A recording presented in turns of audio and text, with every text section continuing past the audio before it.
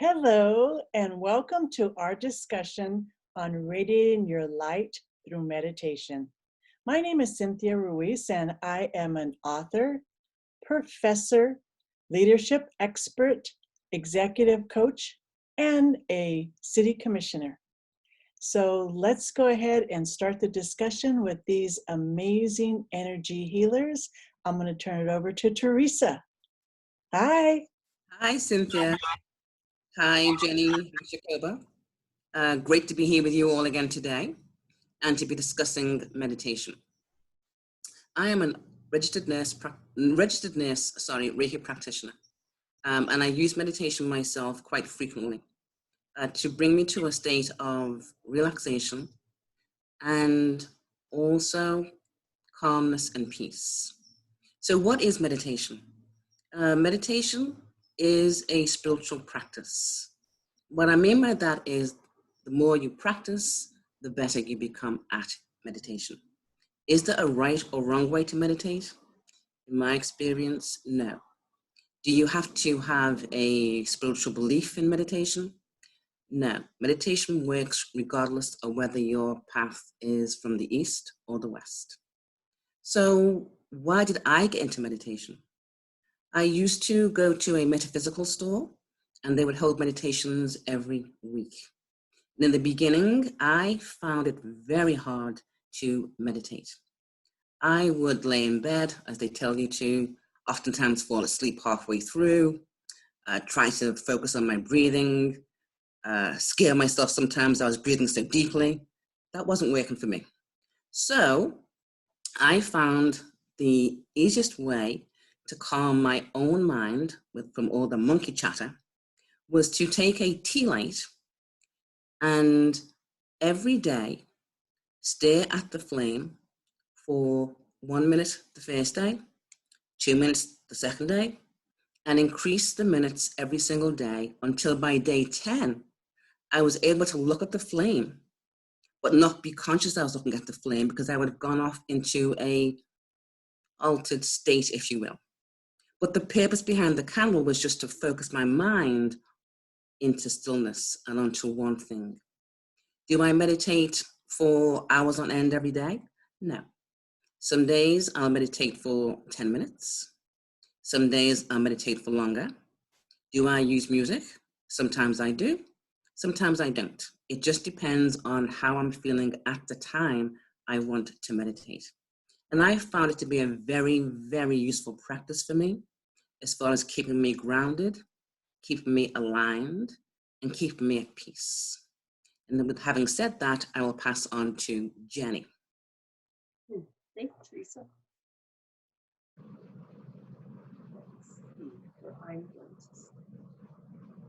Now, about 36 years ago, something very tragic happened to me.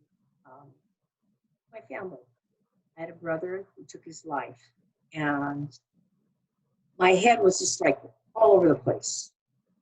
So I couldn't concentrate on anything, and when that happens, you're so painful.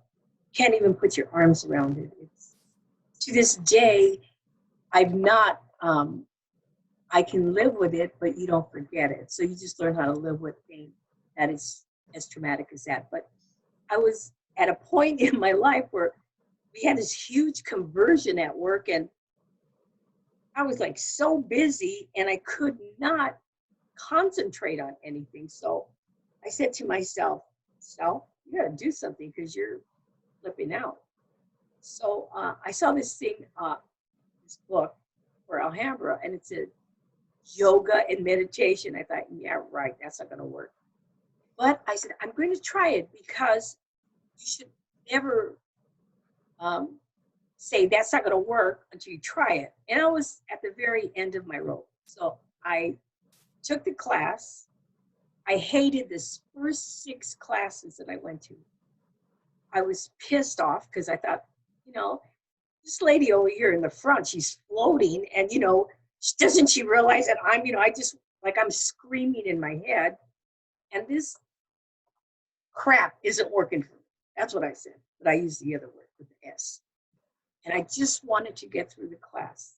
So 1, 2, 3, 4, 5, 6, on the 6th day, or the 6th class, we ended with a Shavasana pose. That's the death pose, a corpse pose, pardon me. And she'd say, okay, now just don't think about anything. Just let this come to you. And, and I was just like, ugh. So every time she passed by me and I was doing my corpse pose, she'd like pat me on the head. And I used to get mad because I knew she was going to do it. And so the last time she did it, I go, what? And she goes, you're thinking too much. What are you thinking of? And I thought, how does she know? Well, your eyes are flickering. I didn't know that. So I found that out after. So she told me, can I speak to you after class? I thought she was going to kick me out. And I said, yeah, okay. And she said, what's wrong? She goes, you're fighting me this whole time. And I said, no, I really am trying to understand this and I'm trying to relax. And she said, well, you're trying too hard, and anyways, I told her what had happened and she said, okay. So I stayed like maybe a half an hour after class with her. And we went through this whole meditation ritual. And I realized that you make a memory of everything in your body. Like when you do a down dog or a warrior pose, she would say, let every cell in your body make a memory of that. And then you can go right back into it next week. And I didn't understand what that meant. So when she talked to me about meditation, she said, make a memory in your mind, feel it, own it. Whatever she said, it worked. And from that point on, she goes, you don't have to do it for a long period of time. As Teresa said, it was just, little bits of it. And sometimes I can just do it for a couple of minutes and then I come back and do wherever I'm at. But I have to say, Margie, thank you from the bottom of my heart because you saved my life. And meditation and yoga together are the reason that I'm sitting here right now. Because they were able to take me to that place that I needed to be, to find that center, to find that peace. And I hope if there's somebody watching and they think it's not possible, I swear to God it is. It really is. So thank you for allowing me to speak. And thank you.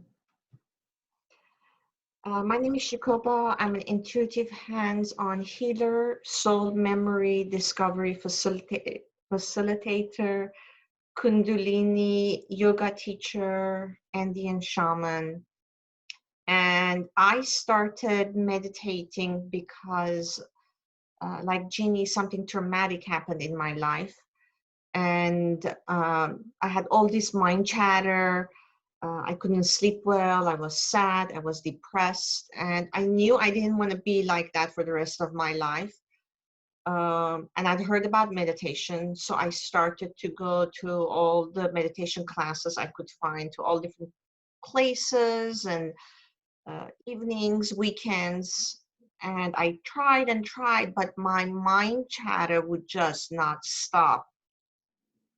And finally, one day, home alone, I was meditating with music on. When the meditation was over, I was like, oh my God, I think I did it. I had more quiet in my mind than I had the mind chatter. And I was so excited. I was calling all my friends that were also meditating with me, letting them know it worked, finally, it worked. It's a wonderful feeling. And since then, I have meditated on and off. And during the years, it's almost 20 years now, I can easily say that when I do meditate continuously on a daily basis, and I meditate about 20 to 30 minutes in the mornings most of the time, just like Teresa, sometimes there's music, sometimes there isn't, sometimes it's spoken words. I don't listen to a lot of people with spoken words. There are only a couple of people I like to listen to. Dr. Joe Dispenza is one of them.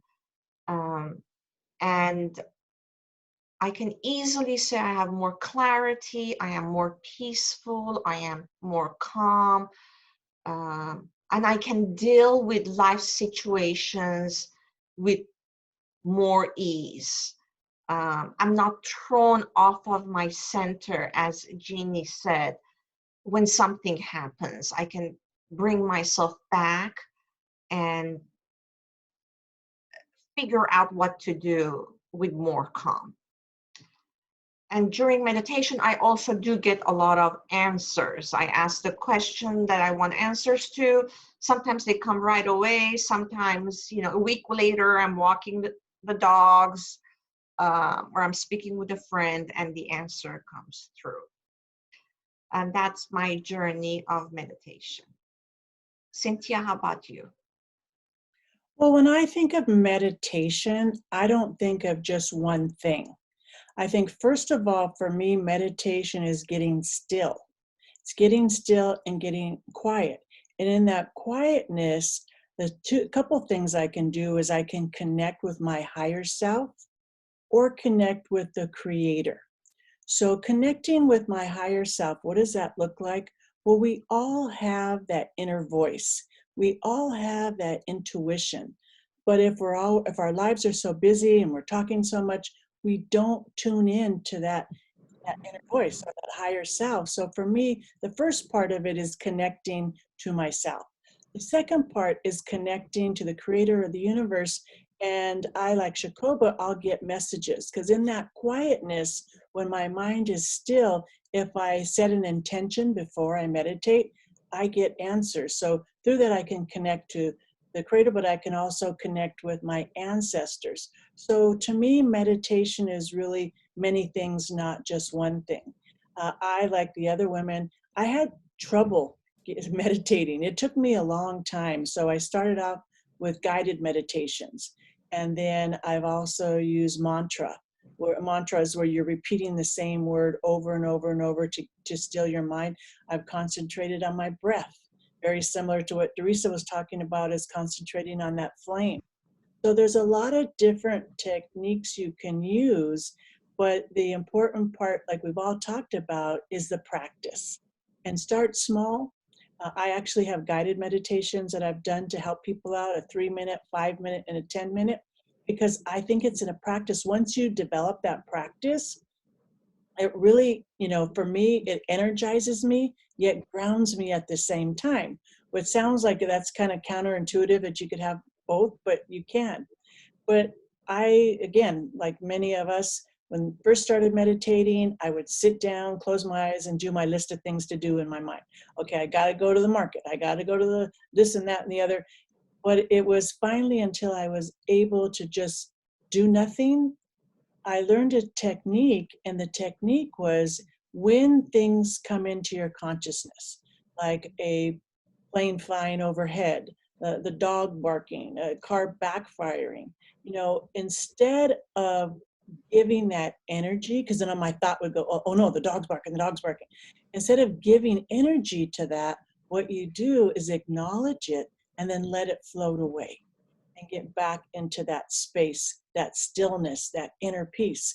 And now I have to say, I have been meditating for many, many years, and I can get to a place, and it's interesting for me, when I meditate, I actually see colors. I'll see, greens, emerald greens, and blues, and violets, and all these different colors. And now I'm at a point now where I can actually, it feels like I'm floating in outer space. Now it sounds like a little strange, but I get to the point where I feel like I'm floating, and in that stillness, I connect with my higher self and the Creator, and it's just such a beautiful, beautiful feeling. I try to meditate every day. Sometimes I only have a few minutes. Sometimes I have gone longer periods of time, up until half an hour. One time I went to Deepak Chopra's week retreat, and we were meditating 3 hours in one day. So it really depends on where you're at, what you want to do in your life, but making it part of your practice is so important. And I'm so grateful to have that, because it really does keep me energized and grounded at the same time. So ladies, any final thoughts? Teresa, anything that you I like? have something. Okay, well, let's go to Teresa and then we'll go to Okay, I'm sorry. Okay, so my final thoughts are that 1, there is no right or wrong way to meditate. 2, do not be so hard on yourself. Don't work so hard at trying to reach that place of peace and calmness. It will come with practice. And 3, prayer is when you're asking God for things. Meditation is actually listening to God or higher self or creator speak to you. Jennie. Oh, I didn't introduce myself. I'm sorry. I'm Jennie Estrada. Once again, I messed that one up, but I'm Jennie Estrada. I'm a Reiki master. I'm a masseuse. I'm an esthetician. I'm an energy healing person. And my thoughts on meditation are you can meditate anywhere. You can meditate in a subway if you want. And that's the beauty of it. Only you know that. And I hope that if you're looking to start meditation, as Teresa said, you don't have to worry about it. It'll come. And if it doesn't come, well, then maybe you should go golf or something. But good luck to you. And thank you. And I'm sorry for getting the order wrong. Okay, Shikoba. So as I've been told, and I'm so glad, Teresa, you mentioned this, that meditation is the answers. During the quiet time, we get the answers. So what we're trying to achieve during meditation is you're thinking about things, and then once you stop, and Cynthia, you mentioned this too, once you stop thinking, and then for 1 second, there is a moment of quiet before something else starts. What you're doing is you're breaking the chain of thought. Once you release, I'm going to release this. And then you broke the chain of thought. You have 1 second of quiet. And then you start thinking again. So the longer you make those seconds of quiet, that is where the answers will start to pop in. Or the connection with your higher self, or the connection with whoever you want, or your master guides, and so on and so forth. And keep going, keep trying, take all different kinds of classes, listen to all different kinds of CDs. There's Insight Timer. I believe that's all free. All different kinds of people have music and word meditations there. And good luck. Cynthia? Well, so if you don't meditate, please start. And if you do meditate, continue your journey. And I just want to say I am grateful for everyone that has watched this. Thank you for listening. Until next time, goodbye. Bye. Bye, everybody. Au revoir.